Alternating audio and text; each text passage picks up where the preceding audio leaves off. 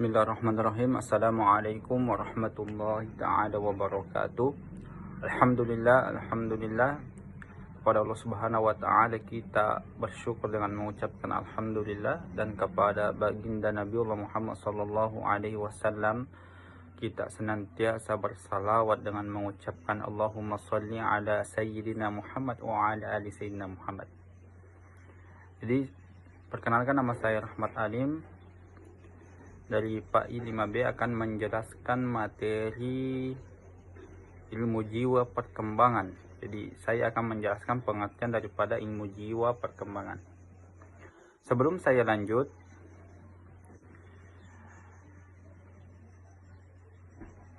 yang pertama yang saya akan jelaskan yakni ilmu jiwa atau psikologi merupakan cabang ilmu yang berfokus pada kajian tentang perilaku, pikiran, dan perasaan manusia. Perkembangan ilmu ini semakin penting seiring dengan kompleksitas kehidupan modern, di mana manusia tidak hanya menghadapi tantangan fisik, tetapi juga problem psikis seperti stres, kecemasan, dan depresi. Dalam Islam, pembahasan mengenai jiwa telah hadir sejak turunnya wahyu pertama. Bahkan Al-Quran menegaskan bahwa manusia terdiri dari jasmani dan rohani yang harus dijaga keseimbangannya. Selanjutnya, rumusan masalah di dalam makalah kami yakni yang pertama adalah apa pengertian ilmu jiwa perkembangan. Yang kedua, bagaimana ruang lingkup ilmu jiwa perkembangan. Yang ketiga yakni bagaimana konsep dasar jiwa dalam Al-Quran dan hadis.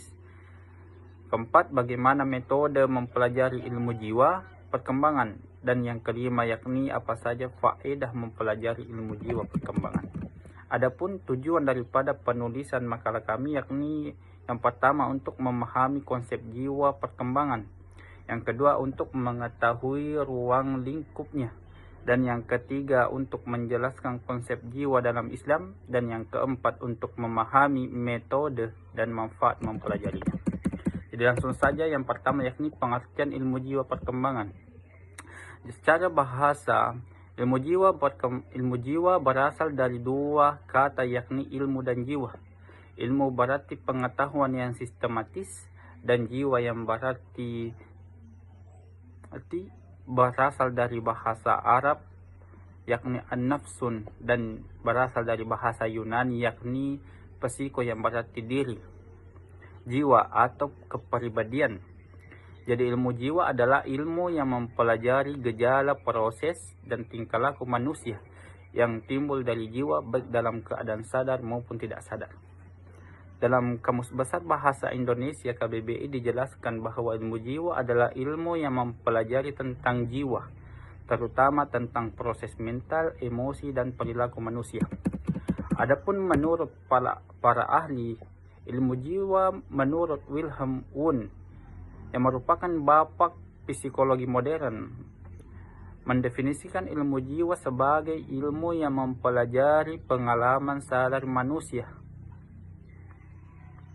melalui introspeksi. Adapun Sigmund Freud mendefinisikan ilmu jiwa sebagai studi tentang gejala jiwa sadar dan bawah sadar, terutama dorongan insting. William James mendefinisikan ilmu jiwa sebagai ilmu tentang kehidupan mental, baik fenomenal, internal, maupun hubungan dengan lingkungan luar. Adapun Jalaluddin mendefinisikan ilmu jiwa sebagai ilmu yang membicarakan aspek kejiwaan manusia, meliputi akal, kolbu atau hati, dan nafs jiwa.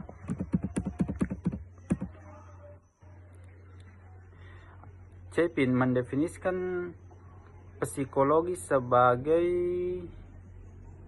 bahwasanya psikologi adalah ilmu yang mempelajari perilaku dan proses mental manusia dan hewan dengan menggunakan metode ilmiah. Adapun ruang lingkup ilmu jiwa perkembangan yang pertama yakni aspek kognitif atau pikiran pengetahuan, Ilmu jiwa mencakup kajian tentang kognisi manusia, yaitu sebagai seorang berpikir, belajar, memahami, serta mengingat. Dalam Islam, al-akal atau al-aklun menjadi instrumen utama untuk mengenal kebenaran dan membedakan yang baik dari dan yang buruk. Al-Quran menegaskan pentingnya penggunaan akal dalam Al-Quran surah Yunus ayat 100 yang berbunyi, wa ma kana li nafsin an tamuta illa biiznillah wa yaj'alur rajasa 'alal ladzina la ya'qilun. Artinya, dan tidak ada seorang pun yang beriman kecuali dengan izin Allah, dan Allah menimpahkan kemurkaan kepada orang yang tidak mempergunakan akalnya. Yang selanjutnya yakni aspek afektif, perasaan dan emosi. Membahas perasaan, emosi, dan suasana hati yang mengaruhi perilaku manusia. Emosi adalah bagian penting dari kehidupan sehari-hari, mulai dari rasa cinta, marah, takut, hingga bahagia. Islam menekankan pengendalian emosi, terutama amarah. Selanjutnya aspek kognitif, kemauan dan motivasi.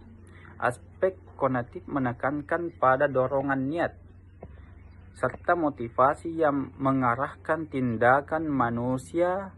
Dalam Islam, niat adalah inti dari setiap amalan perbuatan.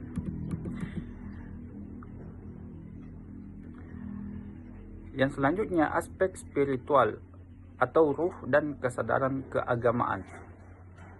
Aspek spiritual membahas dimensi terdalam manusia, yaitu ruh, kesadaran beragama, nilai moral, dan ibadah. Ruh adalah inti kehidupan yang diberikan Allah Subhanahu wa Ta'ala. Yang selanjutnya aspek perkembangan jiwa. Ruang lingkup ilmu jiwa juga mencakup perkembangan jiwa manusia sejak lahir hingga akhir hayatnya. Setiap fase yang memiliki tugas perkembangan yang unik. Contohnya anak-anak dengan fitrah kesuciannya, remaja dengan pencarian identitas, dewasa dengan tanggung jawab sosial, dan lansia dengan kedekatan spiritual kepada Allah Subhanahu wa Ta'ala. Yang selanjutnya adapun konsep dasar jiwa dalam Al-Quran dan hadis.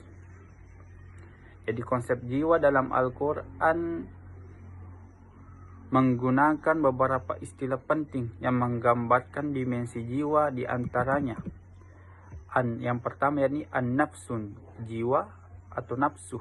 Yang kedua qalbun, hati, dan yang ketiga ruh. Dan yang keempat yakni al-aqlu atau akal. Adapun konsep jiwa dalam hadis Nabi Muhammad SAW menegaskan dan melengkapi pemahaman tentang jiwa. Kesucian hati sebagai inti jiwa. 2. Jiwa dapat hidup dan mati. Yang ketiga, penyucian jiwa sebagai tujuan utama. Adapun metode mempelajari ilmu jiwa perkembangan. Jadi ilmu jiwa perkembangan menggunakan berbagai metode untuk memahami manusia. Yang pertama yakni metode longitudinal, dan yang kedua yakni metode cross-seksional, yang ketiga metode observasi, 4 metode eksperimen, dan yang kelima yakni metode klinis atau studi kasus.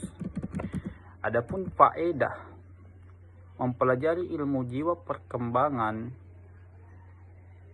Jadi mempelajari ilmu jiwa perkembangan memberikan banyak manfaat. Yang pertama, menahan diri sendiri. Yang kedua, pedoman bagi orang tua dan pendidik. Dan yang ketiga, dalam penyusunan kurikulum pendidikan. Dan yang keempat, pemahaman perkembangan spiritual. Yang kelima, menghadapi krisis hidup. Dan yang keenam, meningkatkan keimanan. Jadi sebagai kesimpulan di dalam makalah saya, yakni yang pertama, ilmu jiwa merupakan cabang ilmu yang membahas aspek perilaku, pikiran, perasaan, dan motivasi manusia, baik dalam kondisi sadar maupun tidak sadar. Kedua, pengertian ilmu jiwa menurut para ahli menunjukkan adanya variasi pandangan. Ketiga, ruang lingkup ilmu jiwa mencakup 5 aspek, yaitu kognitif, pikiran, afektif atau perasaan, konatif atau kemauan, spiritual atau hubungan dengan Allah, dan perkembangan jiwa sepanjang rentang kehidupan. Keempat, Al-Quran dan hadis memberikan dasar teologis bahwa manusia memiliki potensi baik dan buruk dalam dirinya, sehingga diperlukan tazkiyatun nafs atau penyucian jiwa untuk mengarahkan potensi tersebut ke arah kebaikan. Kelima, mempelajari ilmu jiwa perkembangan memiliki faedah yang luar biasa, baik dalam ranah individu, pendidikan maupun sosial. Jadi itulah persentase dari makalah saya. Saya akhir dengan ucapan wallahu muwaffiq ila aqwamit thariq, wabillahi taufiq was sa'adah. Assalamualaikum warahmatullahi wabarakatuh.